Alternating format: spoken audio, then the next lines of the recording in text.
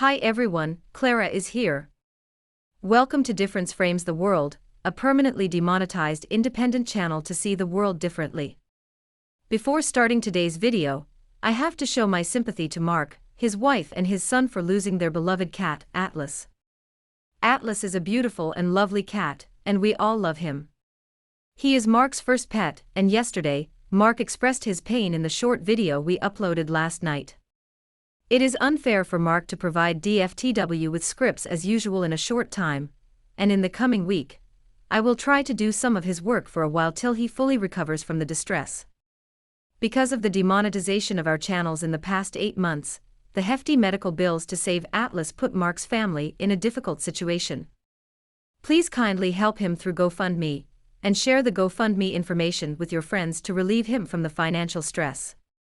On behalf of him, I sincerely thank Casey, Alan, Lee, Gary, and Christine for their kindness and generosity. Viewers can find the link to the GoFundMe page in the description and pinned comments to help him through the difficulty.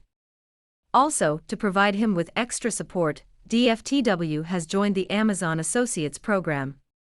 Viewers can buy things from Amazon through the links in the description, and all commissions earned will be used to help him out. As we are short of hands, so it is not feasible for us to sell stuff directly on Amazon, so the affiliate program is a better option for DFTW to help Mark and his family at this moment. Today we listed what Mark and his wife have bought for Atlas on Amazon, including treats, food, the PetSafe litter box, and PetSafe litter refills, to name a few. Please note that if viewers follow the links in the description to buy things on Amazon, Mark will get a 3% to 5% commission for qualified items sold. However, viewers do not have to pay extra when checking out those items. After saying all these, I want to start today's work with Chinese Foreign Affairs spokesman Wang Wenbin's remarks regarding America's announced plan to play the Taiwan card further. On August 17, Wang Wenbin hosted a regular press conference. A reporter asked him about the provocative address of the U.S. White House National Security Council Coordinator for Indo-Pacific Affairs. Campbell, the said coordinator, accused the Chinese side of overreacting to Pelosi's visit to Taiwan in a telephone briefing, blaming Beijing's action for changing the status quo to threaten and coerce Taiwan. He said the U.S. will support Taiwan following its long-standing policy, including standardized air and sea passage operations in the Taiwan Strait. He also emphasized Washington would support Taiwan's self-defense by strengthening the island's capabilities. According to the coordinator, the U.S. and Taiwan will strengthen their economic and trade cooperation and reinforce the island's military presence. Campbell also appealed to the Chinese side to reopen relevant exchange and cooperation channels and fulfill its obligations as a responsible power. There is a common phenomenon that Western mainstream media usually report whatever the U.S. advocates. However, they will not deliver what China says to their audiences, even if China replies to them and reiterates the answers repeatedly. For some reporters from Western media, their job is to ask, not report. When they ask the Chinese Foreign Ministry about something, it seems they relay and amplify what the West says instead of seeking China's opinion. We must show our due respect to those Chinese spokespeople for relentlessly repeating their remarks daily, rebuking Western rhetorics. At the August 17 press conference, Wang Wenbin vehemently clarified China's stance on Campbell's statements, even though he knew his words would not reach the ears and eyes of most Western readers and viewers.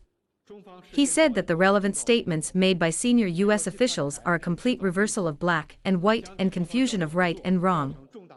Even though we appreciate his passionate speech fighting Campbell's remarks, we do not want to repeat his words as few people are interested in formal political addresses. Instead, we would like to use our own words to discuss the issue.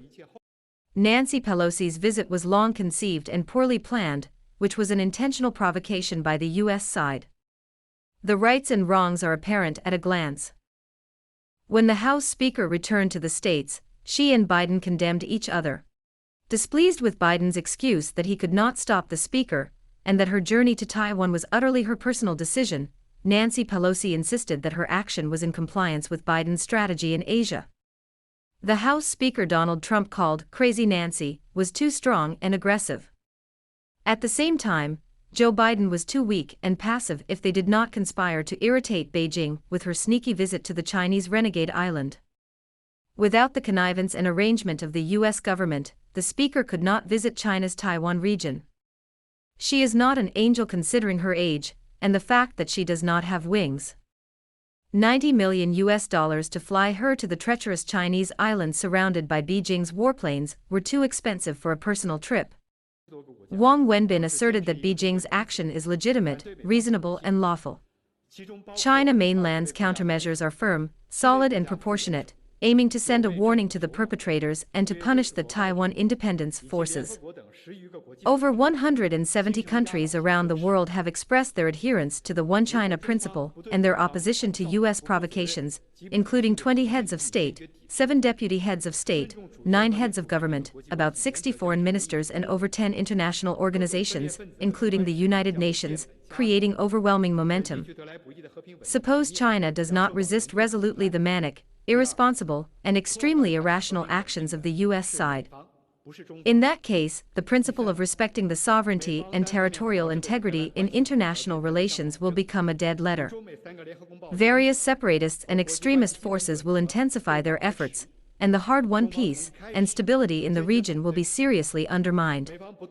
It is worth mentioning that Russian President Putin also criticized the malicious provocation of the House Speaker without mentioning her name, saying the U.S. is playing the same trick in Taiwan as in Ukraine, aiming to create trouble for political gains.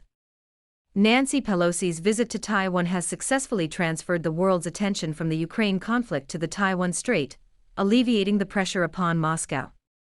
Even though China has never said it will ally with Russia to withhold America's assault, the Biden administration has bonded Beijing and Moscow together. India is also a force that cannot be ignored in Asia, and the U.S. cannot dissuade it from joining hands with Russia. Indian companies have begun doing business with Russia without the US dollar, a signal of the waning dollar hegemony. In previous videos, we mentioned the possibility of forming an informal alliance between India, Russia and China. We still maintain that India might choose Russia and China rather than collaborate with the United States. To further stop India from siding with Beijing and Moscow, the US plans to have a joint military exercise with India near the China and India border, less than 100 kilometers away from the Chinese side. American elites want to use the border issue to alienate India from China, which can somehow show their decreasing influence in Asia, their so-called Indo-Pacific region. With no confidence in confronting the Chinese army in the Taiwan Strait, the USS Reagan carrier escaped from military drill areas. The United States has only one aircraft carrier available for use. If the Chinese anti-ship missiles unintentionally assaulted carrier Reagan, the U.S. military would have no aircraft carriers to flex its muscles globally. As a result, the U.S. did not send its warships near Taiwan when China mainland conducted 6 drills near Taiwan. Many pro-American Taiwan independence elements must be very disappointed when they saw carrier Reagan escape like a frightened hare when Beijing started its 6 military drills.